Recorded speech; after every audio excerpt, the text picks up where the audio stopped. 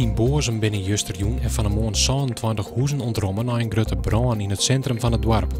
Bij de brand in een loods kwam asbest vrij en dus werd een groot pad van het dorp afzetten. Joet wordt verder onderzoek dienen naar de verspreiding van de asbest en de risico's. Op het internationale bedrijvenpark op het Jereveen komen 2 grote zuivelfabrieken. De Aware Food Group bouwt een cheesefabriek dat in tier tussen de 60.000 en 80.000 ton cheese produceerd worden kan. Zuivelbedrijf Fonterra zet een fabriekdeel dat het restafval van het cheesefabriek verwerken wordt naar nieuwe zuivelproducten.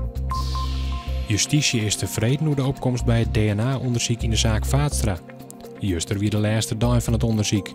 Uiteindelijk is 89% van de oproepen mogelijk echt opdaging kwam. Het komende jaar worden de DNA-meesters onderzocht.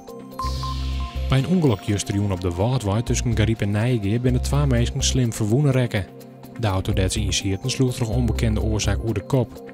De Waardwij had door het ongeluk in beide richtingen een skoft aansletten west. Joen droeg maar letter vannacht kans op buien met een slagtonger. Het wordt een gratis zon. Morgen begint ik met buien, maar letter droeg maar zinnen. Het wordt dan 12 graden.